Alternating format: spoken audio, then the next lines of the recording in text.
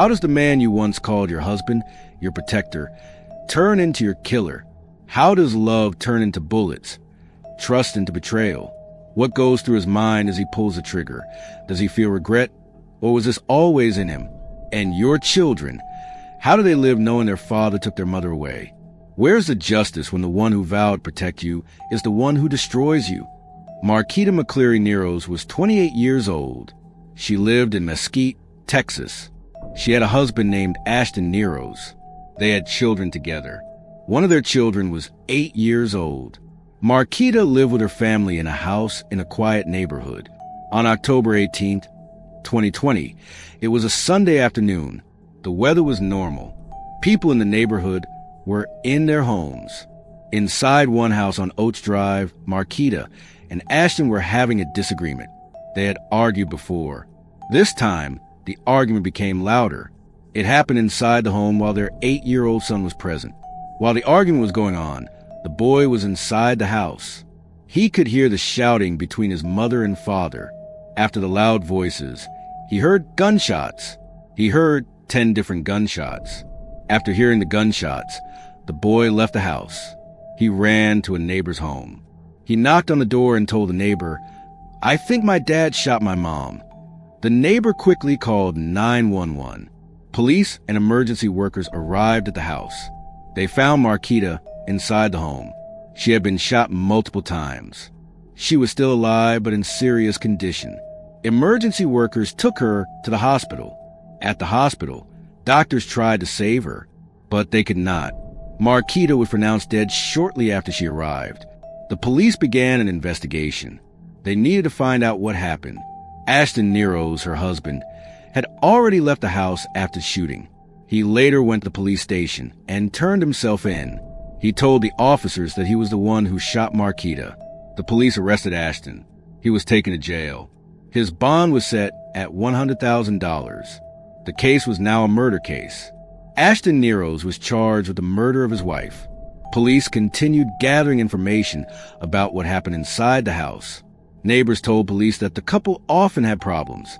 They had heard arguments before. There were also reports that Markeita wanted a divorce.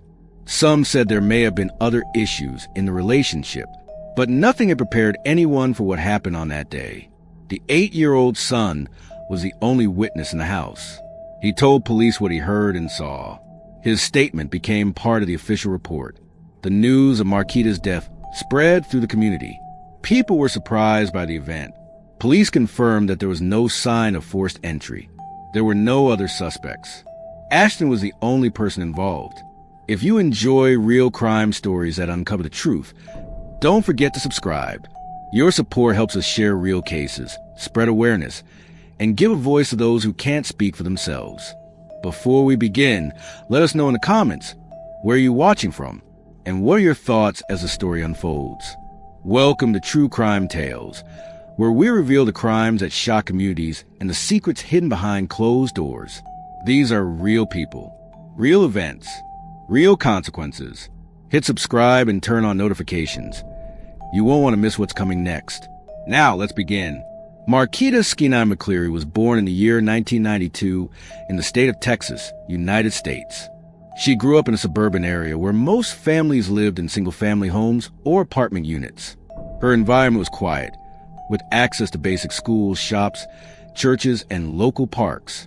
From a young age, Markeita followed a stable routine. She lived with her immediate family, which included her parents and possibly siblings. Her daily schedule included school attendance, home responsibilities, and time spent with close relatives. She was not known for staying out late or participating in high-risk activities. She began her education in a public elementary school. Teachers described her as obedient, respectful, and soft-spoken. She submitted her assignments on time, listened to instructions, and stayed away from conflict. She was not involved in school fights, gossip, or disciplinary issues. Her academic performance was average, with consistent attendance and passing grades. During her middle and high school years, she maintained a quiet personality. She stayed in the background during group work and classroom activities. She was not a public speaker or someone who raised her hand frequently in class. Her behavior was consistent. She avoided arguments and spent her free time with a small group of classmates. After high school, she did not attend a major college or university. Instead, she enrolled in short-term certification programs, likely in caregiving or healthcare support. These programs included skills for working with elderly clients, people with disabilities, and those in need of home-based care. She completed her training and began taking part-time jobs through small agencies. As a worker, she was described as punctual, clean, and rule-abiding. She wore her uniform correctly, clocked in on time, and followed her schedule. Clients did not report problems with her. Supervisors said she completed assignments without delay and didn't make excuses. She rarely called out unless there was a valid reason. Outside of work, Markeita lived a low-profile lifestyle. She did not attend clubs, parties, or large public events. She did not post controversial content online. Her social media activity was limited to sharing simple photos and family-related content. She avoided online arguments and did not respond to negative comments.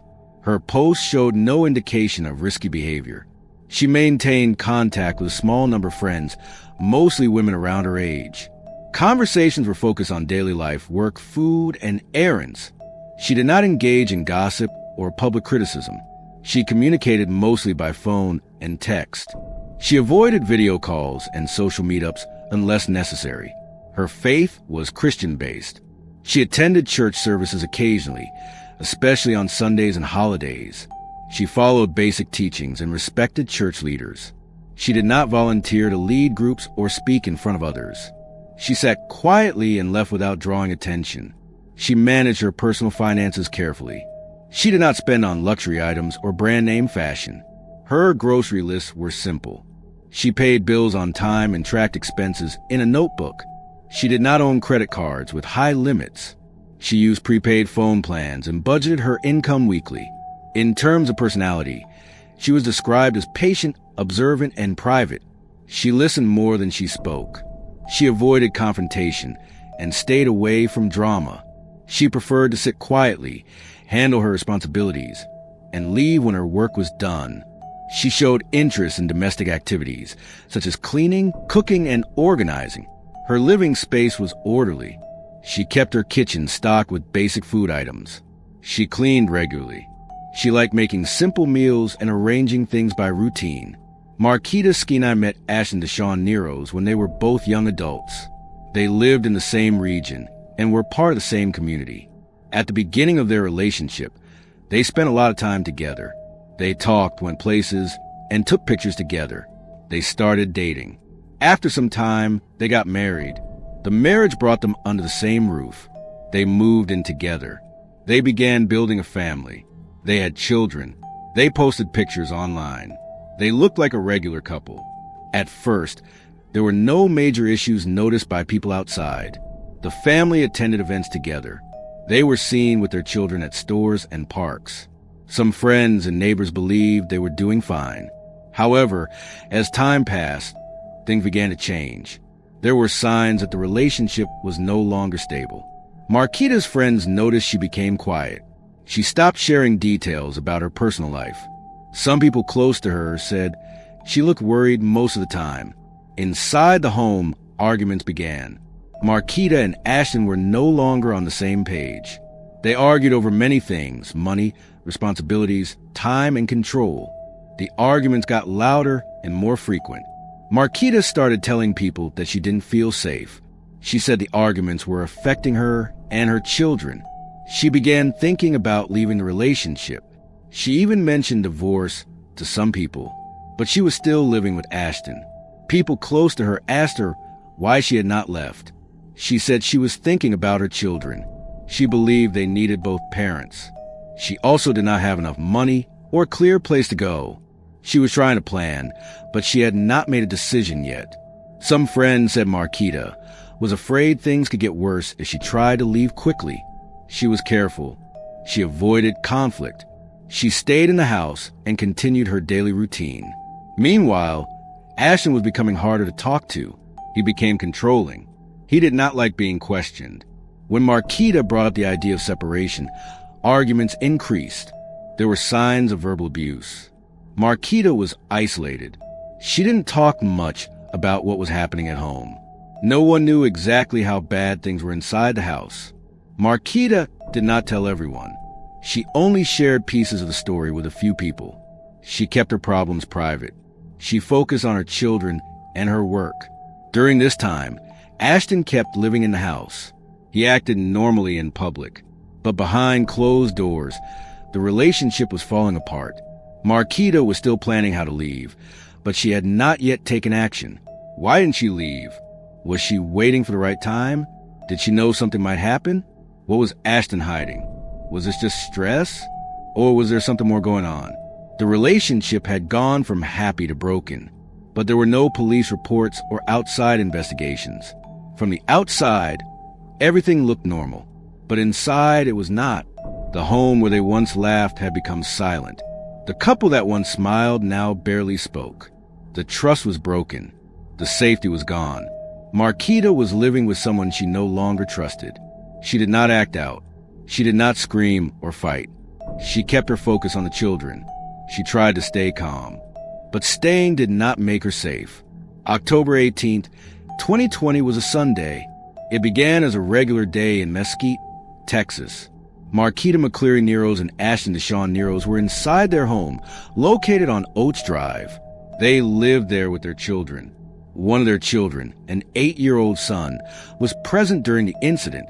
Sometime in the late afternoon, the couple began to argue. The cause of the argument was not made public in official reports, but it was not the first time they had disagreements inside the home. Witnesses later confirmed that they had heard raised voices. During the argument, things escalated. At some point, a firearm was used. Multiple gunshots were heard. The shots were loud and came in quick succession. Neighbors said they heard several gunshots fired one after another. After the shooting, the couple's 8-year-old son ran out of the house. He was in shock and appeared to be scared. He went to a neighbor's door and told them what had just happened. His exact words, as later shared in court records and police reports, were, "I think my dad shot my mom." The neighbors immediately contacted emergency services. The Mesquite Police Department received the call at approximately 5:30 p.m. Police arrived at a residence on Oates Drive in Mesquite, Texas, after receiving a 911 call from a neighbor. The call was made shortly after 5:30 p.m. on October 18th, 2020. Officers entered the home and conducted a search of the area. Inside the residence, they found Markeita McCleary Neroes. She had sustained multiple gunshot wounds. The injuries were located on various parts of her body. She was lying unresponsive. Officers secured the scene and called for emergency medical services. Paramedics arrived on site and provided immediate assistance. Markeita was still showing signs of life, but was in critical condition. She was quickly placed into an ambulance and transported to a nearby hospital for emergency treatment.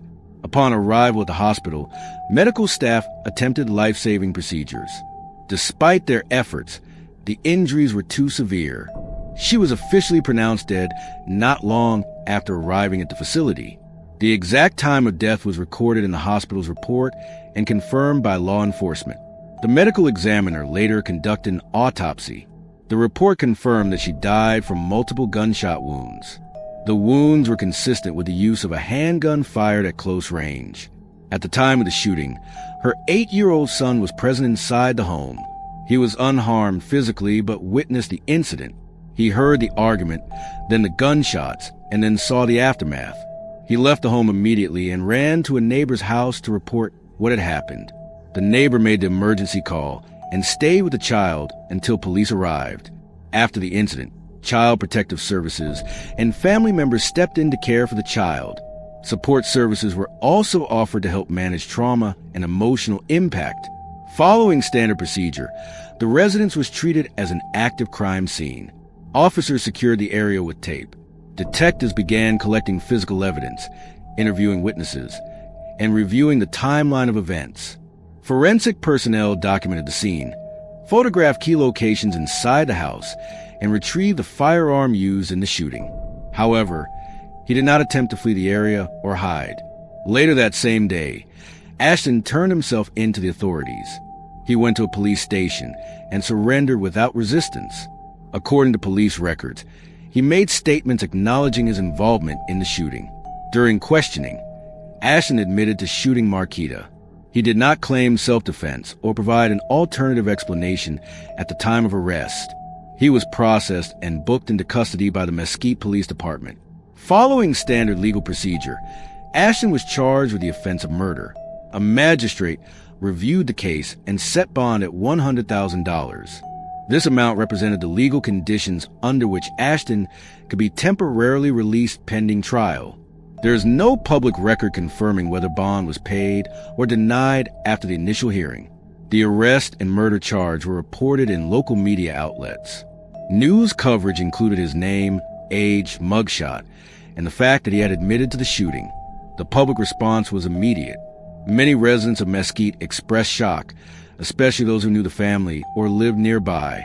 In online discussions and local forums, individuals reacted with concern about the safety of domestic environments.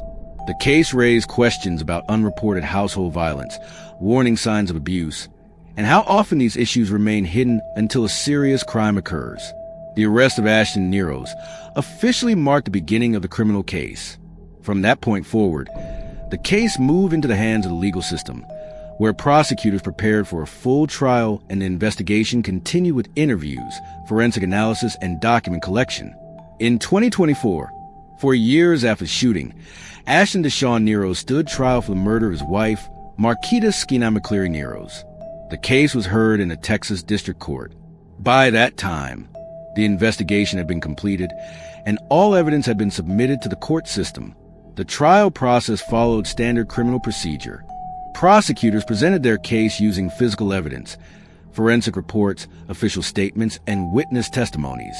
The firearm, recovered from the crime scene, was entered into evidence. Autopsy reports confirmed the cause of death as multiple gunshot wounds. Medical experts described the location and impact of the injuries.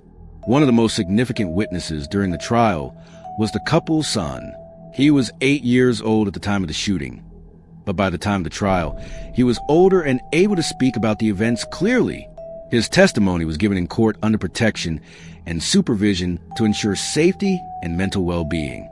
The child described the argument he heard between his parents. He told the court he heard multiple gunshots. He stated that he ran out of the house and went to the neighbors to get help. His statement matched the 911 call timeline and the physical evidence found at the scene. His words supported the prosecution's claim that the shooting occurred during a domestic dispute and was not an accident. Throughout the trial, Ashton Neroes remained in custody. His defense team did not deny the shooting, but presented alternative reasoning regarding his state of mind and emotional condition. The jury reviewed all arguments before reaching a decision. After the conclusion of witness testimonies and final statements from both sides, the jury found Ashton Neroes guilty of murder. The verdict was delivered in open court. Following the guilty verdict, the judge issued a sentence. Ashton Neroes was sentenced to 50 years in prison. He was also ordered to pay a $10,000 fine as part of court's penalty. This sentence was based on severity of the crime, the evidence presented, and the impact on surviving family members, especially the child witness. The sentencing brought legal closure to the case. Ashton Neroes was transferred to a state prison facility to begin serving his term. He is expected to serve a significant portion of the sentence without early release unless otherwise adjusted by parole review boards in the future. The courtroom remained quiet during sentencing. No further appeals or objections were filed immediately following the judgment. Following the death of Markeita McCleary Neroes, her children were left without their mother. She had multiple children, including the son who witnessed the incident at the age of 8. After the crime occurred, Child Protective Services and family members coordinated care arrangements. The children were placed in the custody of close relatives, with assistance from social services to provide housing, food, schooling, and psychological support. The children's daily lives changed significantly. Their routine of living with their mother was replaced by living in a different household. Guardianship was updated through legal channels to ensure the children remained with family and not placed in the foster system. School counselors and trauma specialists were assigned to assist them with processing the events they witnessed and adjusting to a new environment. The extended family of Markeita was also impacted. Her immediate relatives, including her mother, siblings, and close cousins, were responsible for organizing her funeral, managing her personal belongings, and supporting the children left behind. They also had to interact with law enforcement, prosecutors, and victim services throughout the investigation and trial. Friends and members of the local church community attended her funeral service. During that time, many individuals gave statements about her behavior, routines, and the goals she had expressed before her death. According to those who knew her, Markeita had plans to continue working, improve her financial stability, and ensure her children completed their education. She also planned to eventually move out of her marital home and live independently. Those plans were never carried out due to the incident. The shooting ended all future actions she may have taken. The funeral took place within a week of her death. Her burial site was marked and maintained by her family. Her name was later included in local domestic violence awareness events. Her case was used by advocacy groups as an example of the importance of early intervention in household disputes and relationship breakdowns. For the surviving family, the event resulted in long-term changes. Her children grew up without her presence. Her family managed legal, emotional, and financial challenges related to her death. Her former home on Oats Drive was vacated and later resold. The case remains closed following the trial and sentencing of Ashton Neroes. Markeita's death is officially recorded as a homicide caused by domestic gun violence. Markeita McCleary Neroes was a real person whose life ended as a result of domestic gun violence. Her case is documented in police reports, court records, and local news coverage. She lived a structured life, followed routine, and focused on raising her children and maintaining her household. Her death is not just a closed criminal case. It serves as a documented example of how relationship conflicts can escalate into fatal incidents when not addressed through proper legal or protective channels. This case highlights the importance of identifying and responding to signs of domestic tension. Individuals in unsafe environments are encouraged to seek legal assistance, professional counseling, or law enforcement support when necessary. For those experiencing threats, abuse, or unsafe living conditions, there are local and national support services available. Timely action may reduce the risk of serious outcomes. The case of Markeita McCleary Neroes is one of many recorded instances where early warnings were present but not acted upon in time. Her story is part of a larger pattern of domestic incidents that result in permanent consequences for families and communities. It remains part of the public record and continues to be referenced in conversations about domestic safety and legal protection. If you found this story as gripping and heartbreaking as we did, don't forget to like this video and share it with others. And if you want to hear more true crime stories that uncover the mysteries behind these tragic events, make sure to subscribe to our channel and turn on the notification bell. You won't want to miss our latest stories, updates, and discussions. Thank you for joining us on this journey to seek justice and explore the truth. Together, we can make a difference. Until next time, stay safe and stay aware.